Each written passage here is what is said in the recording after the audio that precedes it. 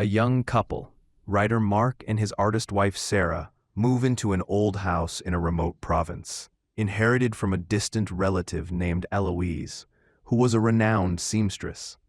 The house is full of antique furniture, but its main feature is the sewing workshop on the third floor, preserved in perfect condition, with a vast collection of fabrics, threads, and mannequins.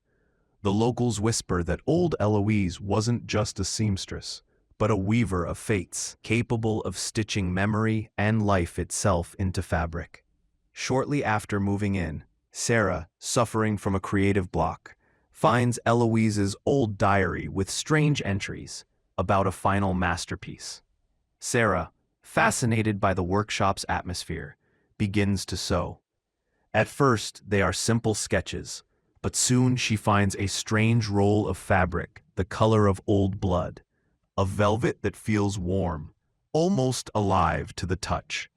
Inspired, she decides to create a tapestry, weaving into it threads from Eloise's collection. The very first night after she starts working, Mark wakes up feeling as if someone is walking on him. He turns on the light. Wet footprints smelling of mold and river silt are left on the sheets. Strange things begin happening in the house. Shadows move independently of light sources. At night, there is a faint snipping sound of scissors and whispering from the workshop. One morning, Sarah finds her tapestry sketch.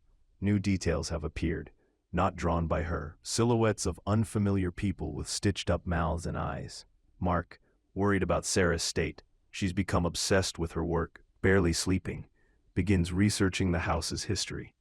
In the town archives, he finds shocking details. Eloise was the last in a line of women accused of witchcraft. It was said she could seam people's sins, pain, and even souls into fabric so they wouldn't trouble her clients. Her final work was a tapestry for a local magnate whose family died tragically in a fire soon after commissioning. All the victims of that fire were found with their mouths sewn shut. Meanwhile, Sarah's tapestry grows more complex. Recognizable features appear, their own faces among the strange silhouettes. The threads she uses seem to drink her vitality. She grows pale, thin, but her enthusiasm only increases. "It speaks to me, Mark," she whispers. "The tapestry shows me such things." At night, Mark encounters the first physical manifestations. In the hallway, he sees a tall shadow with long, needle-like fingers gliding along the wall, leaving wet streaks behind. The air in the house grows thick and heavy, smelling of burning fabric and old blood. He finds a hidden room behind the workshop, Eloise's personal sanctum. The walls are covered in strange symbols, and in the center stands an unfinished mannequin, draped in that same blood-colored fabric. Photographs are pinned to the mannequin, including their wedding photo. He realizes they are not accidental heirs. Eloise prepared them as part of. Sarah, meanwhile, finishes the central part of the tapestry. At that moment, the tailor shades materialize in the house, creatures of shadow and cloth, servants of Eloise. They begin hunting Mark, trying to drive him into the workshop. Their needles leave painful, non-bleeding black marks on his skin, like stitches. Mark tries to drag Sarah out of the house, but she is possessed. "I'm almost finished. It will be perfect," she screams, her fingers bleeding from endless sewing. The tapestry now lives its own life. The images on it move, and dozens of voices whisper from the fabric. The tailor shades corner Mark in the workshop. The door slams shut. He sees Sarah sewing the final thread into the tapestry, which now depicts him lying lifeless. In the corner of the room, the semi-transparent figure of Eloise materializes. She is smiling.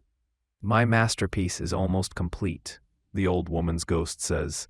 "The fabric requires a final life to achieve eternal form. Your wife gave her inspiration, and you will give your flesh." The shade seize Mark. Their needles pierce him, stitching his skin to the tapestry's fabric.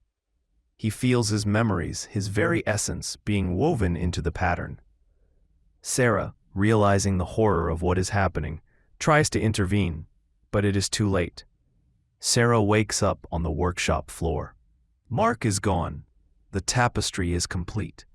It is perfect and beautiful in its horror. It depicts them as a happy couple, but Mark's eyes in the embroidery are empty and dead. Eloise's ghost has vanished. In despair, Sarah grabs scissors and tries to destroy the tapestry, but the fabric is impervious to steel. The blades slide off it, leaving no mark. A faint voice, Mark's, comes from the tapestry. Sarah, help. She understands that the only way to save him is to use Eloise's own art against itself. She finds her box of needles and begins unpicking the tapestry, weaving new threads into it, threads of her memories, her love, her pain. It is a magical duel with the seamstress's legacy, a battle for her husband's soul. A year passes. Sarah lives alone in the house. She has become a famous textile artist. Her works are called brilliant and eerily alive. A magnificent tapestry hangs in her workshop, depicting her and Mark, happy and smiling. But those who look closely will see a strange detail. Sometimes, for a split second, the expression on Mark's face in the tapestry changes to a mask of terror, and his fingers seem to scratch at the fabric from within. At night, Sarah goes down to the workshop, takes Eloise's warm needle in her hand, and whispers, "Sleep, my love. Soon I will find someone to set you free." And deep within the house, in the hidden room, a new patch of fabric begins to F.